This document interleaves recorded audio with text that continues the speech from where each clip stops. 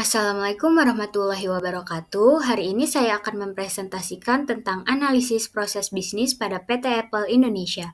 Sebelumnya, perkenalkan nama saya Neng Audia Agustin dengan NIM 2024080330. Langsung saja kita masuk ke materinya. Yang pertama ada latar belakang. PT Apple Indonesia merupakan perusahaan yang berperan dalam distribusi produk Apple di Indonesia. Aktivitas bisnisnya mencakup proses pembelian, pengiriman, peluncuran produk, hingga layanan purna jual. Seiring perkembangan teknologi dan meningkatnya permintaan pasar, perusahaan perlu mengevaluasi kembali proses bisnis yang sedang berjalan agar lebih efisien dan mampu memenuhi harapan pelanggan. Slide selanjutnya ada tujuan. Oke, selanjutnya tujuan untuk menganalisis proses-proses utama dalam operasional PT Apple Indonesia. Analisis dilakukan untuk mengetahui masalah yang terjadi, khususnya dalam proses pembelian, pengiriman, launching produk, dan layanan pelanggan. Selain itu juga untuk menyusun model proses bisnis saat ini, as is, dan rancangan proses yang diharapkan to be, serta memberikan saran agar perusahaan bisa lebih unggul dalam persaingan pasar. Selanjutnya ada permasalahan. Permasalahan yang cukup signifikan dalam proses bisnis PT Apple Indonesia, beberapa di antaranya adalah sistem pembelian online yang belum sepenuhnya optimal, proses penanganan keluhan pelanggan yang lambat dan belum terintegrasi, keterlambatan dalam proses launching produk baru, serta distribusi barang ke retailer yang belum merata dan tidak konsisten. Selanjutnya ada sejarah PT Apple Indonesia. Apple resmi mengumumkan iPhone pertama mereka pada bulan Januari 2007 dan diluncurkan di Amerika Serikat pada bulan Juni 2007. Namun pada awalnya iPhone tidak langsung tersedia secara global. iPhone pertama kali resmi tersedia di Indonesia beberapa bulan setelah diluncurkan di Amerika Serikat. Distribusi pertama dilakukan melalui operator telekomunikasi lokal yang menawarkan paket bundling dengan kontrak telepon seluler. Seiring dengan popularitas yang meningkat di seluruh dunia, termasuk di negara-negara Asia Tenggara seperti Singapura dan Malaysia, iPhone mulai diimpor dan dijual secara resmi di Indonesia oleh distributor dan operator lokal. Selain iPhone, produk iOS lainnya seperti iPad juga mulai masuk ke pasar Indonesia dalam beberapa tahun pertama setelah peluncurannya pada tahun 2010. Meskipun awalnya mungkin terbatas, produk-produk ini semakin tersedia di toko-toko retail besar dan online Indonesia. Lalu ada struktur organisasi, yang pertama ada director, lalu di bawahnya ada head of sales and marketing, di bawahnya ada sales manager. Lalu sebelah head of sales and marketing ada head of retail operation, di bawahnya ada marketing manager. Di samping head of retail operation ada head of service and support, di bawahnya ada finance manager, lalu di bawahnya lagi ada legal and compliance officer. Selanjutnya di bawah lagi ada head of technical operation. Lalu di samping head of service and support ada head of finance and legal.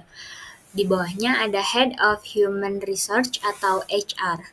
Selanjutnya di samping Head of Finance and Legal ada Head of Government Relation and Public Policy. Di bawahnya ada Head of Developer Relation and Public Policy.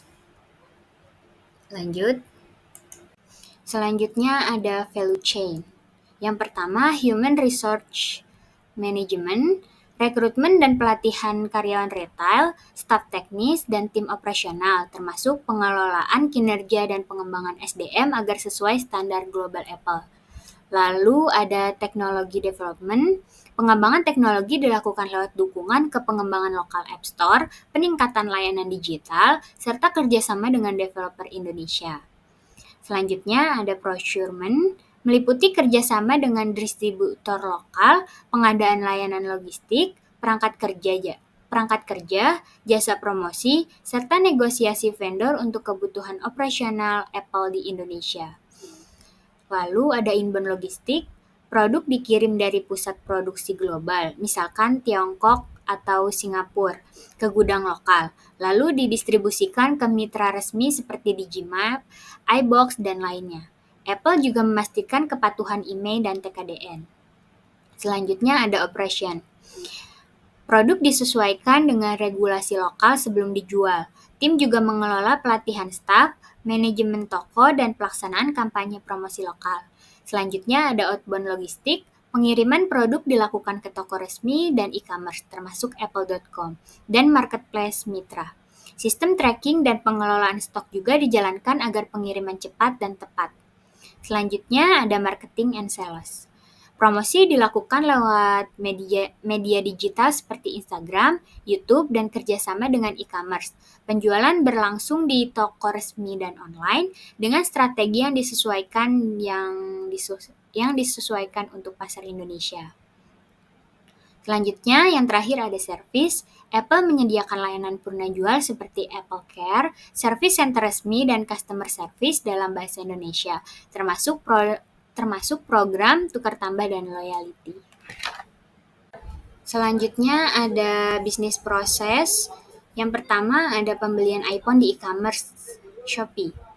Penjual start, lalu pesanan masuk, lalu pembayaran diterima. Jika tidak, maka balik lagi ke start. Jika ya, maka tim packaging akan mengemas, lalu request kurir. Setelah itu, kurir akan serah terima barang, setelah itu foto barang dan resi, lalu melakukan pengiriman ke pembeli.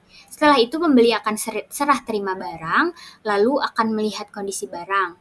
Jika sesuai, maka barang diterima dan end. Jika tidak sesuai, maka balik lagi ke penjual. Maka penjual akan menerima produk komplain, setelah itu pengembalian dana, lalu end. Bisnis proses yang kedua ada penanganan keluhan pelanggan. Yang pertama, pelanggan akan start lalu menghubungi CS via call atau chat atau website, lalu customer service akan menerima laporan keluhan. Setelah itu, akan mengecek data pembelian dan status garansi, lalu jika sesuai, maka akan diarahkan ke service center. Setelah itu, teknisi akan mengecek dan memperbaiki perangkat, lalu membuat laporan dan mencatat feedback pelanggan, lalu menutup laporan dan mencatat feedback pelanggan. Setelah itu, perangkat dikembalikan ke pelanggan dan status ditandai selesai. Setelah itu end. Jika tidak sesuai, maka akan langsung end. Bisnis proses yang selanjutnya ada proses pengiriman barang ke retail, iBox, Digimap, atau earphone.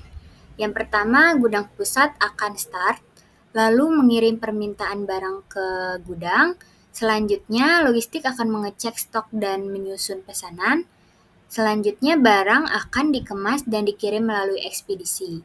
Lalu, retailer akan menerima barang dan update stok toko. Selanjutnya, catatan barang keluar, lalu bisnis proses end. Dan selanjutnya ada bisnis proses yang terakhir, yaitu proses launching produk baru di Indonesia. Yang pertama, Apple Global, langsung start program, lalu tetapkan tanggal launching. Selanjutnya, Apple Indonesia akan menyiapkan event dan promosi, lalu retail akan menyiapkan stok dan display toko. Selanjutnya, konsumen bisa langsung pre-order atau langsung beli. Lalu, bisnis proses selesai atau end. Lalu ada analisis of business process. PT Apple Indonesia menjalankan proses bisnis yang saling terhubung dan berpengaruh langsung ke pengalaman pelanggan, mulai dari pembelian online, penanganan keluhan, peluncuran produk, hingga distribusi ke mitra retail seperti iBox, Digimap, dan earphone. Meski prosesnya sudah terstruktur dan didukung teknologi, masih ditemukan kendala seperti keterlambatan pengiriman, stok tidak akurat, penanganan keluhan yang belum terintegrasi, serta distribusi produk yang belum merata. Untuk itu, dibutuhkan sistem yang lebih terkoordinasi dan terintegrasi agar operasional berjalan lebih efisien dan responsif. Selanjutnya ada kelebihan. Yang pertama, pembelian produk melalui e-commerce memudahkan pelanggan bertransaksi tanpa harus ke toko fisik. Yang kedua, sistem pembayaran dan pengiriman terintegrasi, membuat proses transaksi lebih efisien. Yang ketiga, Apple menyediakan berbagai kanal pengaduan seperti call center, email, dan media sosial. Yang keempat, keluhan ditangani oleh tim customer service khusus secara profesional. Yang kelima, peluncuran produk baru dilakukan dengan strategi promosi yang menarik dan membangun antusiasme. Yang terakhir, distribusi ke mitra retail seperti iBox, Digimap, dan Earphone sudah berjalan terjadwal dan menjangkau banyak wilayah. Selanjutnya ada kekurangan. Yang pertama, informasi stok di e-commerce belum real time, sehingga bisa membingungkan pelanggan. Yang kedua, pengiriman sering terlambat saat permintaan tinggi, menurunkan kepuasan pelanggan. Yang ketiga, sistem pelacakan pesanan belum transparan dan belum terhubung langsung dengan sistem Apple. Yang keempat, penanganan keluhan masih manual dan belum menggunakan sistem tiketing otomatis. Yang kelima, peluncuran produk di Indonesia sering tertunda dan kurang didukung riset pasar lokal. Yang keenam, koordinasi antar tim pemasaran, distributor, dan retailer masih belum optimal. Yang terakhir, distribusi ke retailer masih bergantung pada laporan manual dan sistem pelacakan yang belum digital sepenuhnya.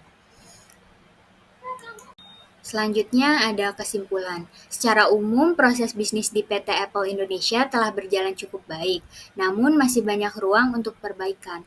Permasalahan yang paling sering muncul berkaitan dengan efisiensi operasional, koordinasi antar tim, dan kurangnya sistem yang terintegrasi.